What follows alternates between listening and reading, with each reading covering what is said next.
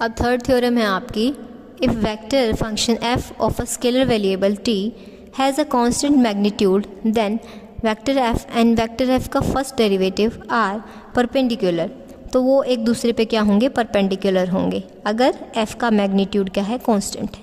अभी हमने पीछे प्रूव किया है, पीछे सेकंड थ्योरम में, आप पीछे जाके भी देख सकते हैं पीछे वीडियो से, तो उसमें हमने क्या प्रूव किया कि जो इन दोनों की जो डॉट प्रोडक्ट आ रही थी ना, जब f का कांस्टेंट मैग्नीट्यूड था तो इन दोनों की डॉट प्रोडक्ट किसके इक्वल थी, 0 के इक्वल।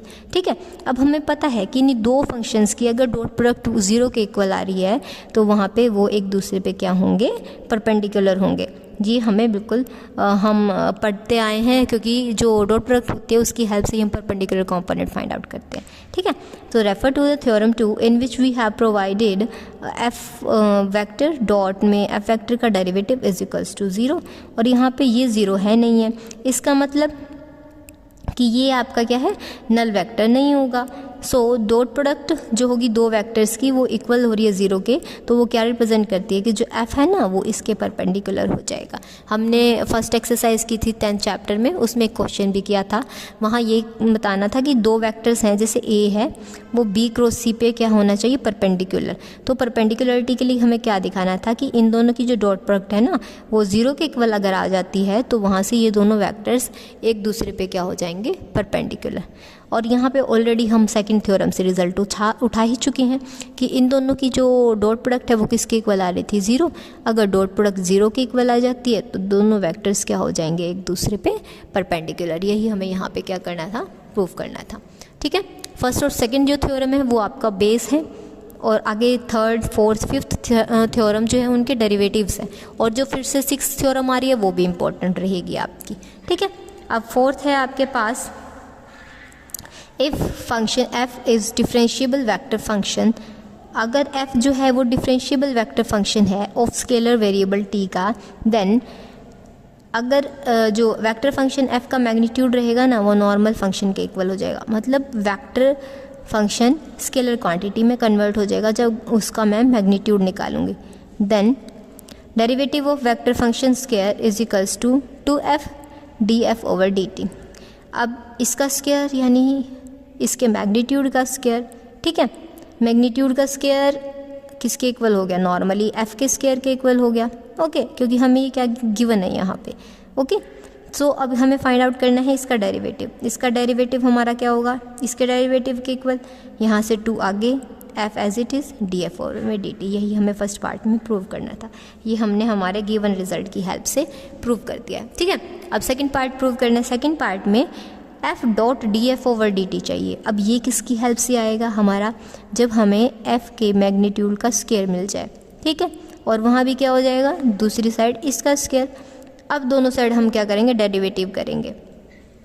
किस तरह से लेके चले, f dot f vector function है दोनों, तो f मैग्नीट्यूड स्क्वायर, यहाँ पे भी f डॉट f रहेगा वो f स्क्वायर के इक्वल हो जाएगा, क्योंकि ये हमारा गिवन है, ये f स्क्वायर के इक्वल होता है। तो यहाँ से इन दोनों का डेरिवेटिव होगा, first function as it is, second का डेरिवेटिव, फर्स्ट का derivative, second as it is equals to, ये नॉर्मल टर्म थी, स्केलर क्वांटिटी है। स्केलर क्वांटिटी का जो डेरिवेटिव होता है ना वो हम ab इनिशियो मेथड बोल सकते हैं, या फिर जो नॉर्मल डेरिवेटिव फार्मूला होता है उससे करते हैं कि पावर आगे आ जाएगी, फंक्शन में एक पावर सब्ट्रैक्ट, 2 थी 2 - 1 हुआ तो 1 होगी, इसलिए f एज इट इज़, और फिर इस फंक्शन का क्या होता है, डेरिवेटिव।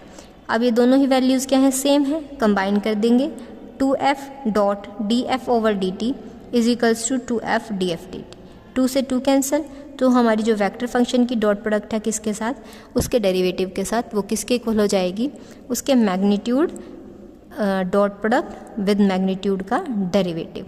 यही हमें यहाँ पे क्या करना था, प्रूव करना था। अब हमारी नेक्स्ट थ्योरम है,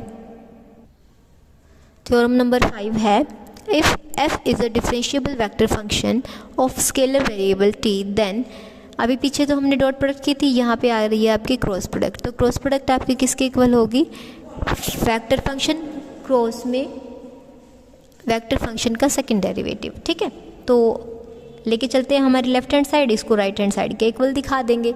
यहाँ से लेफ्ट हैंड साइड उठाई हमने, derivative of f cross df over dt अब हमारा जो होती है ना, क्या नाम है आपका, वेक्टर प्रोडक्ट पे डेरिवेटिव होता है, हमने पढ़ा था, जो इम्पोर्टेंट थ्योरम्स थी, रूल्स थे, किस तरह से ओपन होता है। First function as it is रहता है, सेकंड का क्या हो जाता है डेरिवेटिव प्लस में, फिर क्या होता है फर्स्ट का derivative, second as it is. अब हमें पता है सेम वेक्टर की सेम वेक्टर के साथ अगर क्रॉस प्रोडक्ट हो जाती है ना, वो किसके इक्वल होती है, ज़ीरो। यहाँ से ये टर्म ज़ीरो, ये इसके इक्वल आ गया। यही हमें यहाँ पे क्या करना था, प्रूव करना था। अब लास्ट थ्योरम है हमारे पास, the necessary and sufficient condition for the vector function F of a scalar variable T to have a constant direction. अगर कांस्टेंट डायरेक्शन है तो इनकी क्रॉस प्रोडक्ट ज़ीरो के इक्वल आनी चाहिए। अगर जो क्रॉस प्रोडक्ट है वो ज़ीरो के इक्वल आ रही है तो डायरेक्शन क्या रहेगी, कांस्टेंट। हम पहले क्या करेंगे, इस चीज़ को यहाँ पे डिराइव करके फाइंड आउट करेंगे और फिर इस पे क्या करेंगे, हमारी condition necessary and condition sufficient prove करेंगे। ठीक है, अब हमने क्या किया, ये वेक्टर फंक्शन लेके चलना है। वेक्टर फंक्शन था स्केलर वेरिएबल टी फॉर्म में, तो वेक्टर फंक्शन है तो उसके पास कोई यूनिट वेक्टर एग्जिस्ट करेगा ही करेगा। ठीक है, अभी पीछे यहाँ पे नीड नहीं थी इसलिए हमने डिफाइन नहीं किया था। यहाँ पे जब आपकी डायरेक्शन की बात आ गई है तो हमें यूनिट वेक्टर को डिफाइन करना पड़ेगा, क्योंकि जो यूनिट वेक्टर है वो आपकी गिवन वेक्टर के लिए डायरेक्शन को रिप्रेजेंट करता है। ठीक है, तो एफ वेक्टर इक्वल हो जाएगा उसके मैग्नीट्यूड और डायरेक्शन, क्योंकि जो वेक्टर होता है वो दो चीज़ का कॉम्बिनेशन होता है, मैग्नीट्यूड और डायरेक्शन। ठीक है, तो हमने उस चीज़ को फर्स्ट इक्वेशन में रिप्रेजेंट कर दिया। अब यहाँ डेरिवेटिव किया, ये लेफ्ट हैंड साइड का डेरिवेटिव इज इक्वल्स टू दो फंक्शंस थे, first as it is, second का डेरिवेटिव प्लस फर्स्ट का derivative, second as it is.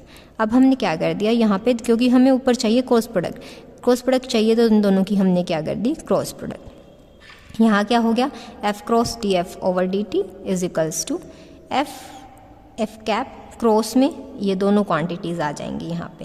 ठीक है, अब क्या कर देंगे, यहाँ से लेफ्ट हैंड साइड तो आपकी सेम एज इट इज़ रहेगी, यहाँ क्योंकि सिंगल क्वांटिटी थी, यहाँ थी आपकी मोर देन टू क्वांटिटीज़, तो यहाँ क्रॉस प्रोडक्ट हो रही है इन दोनों के बीच में।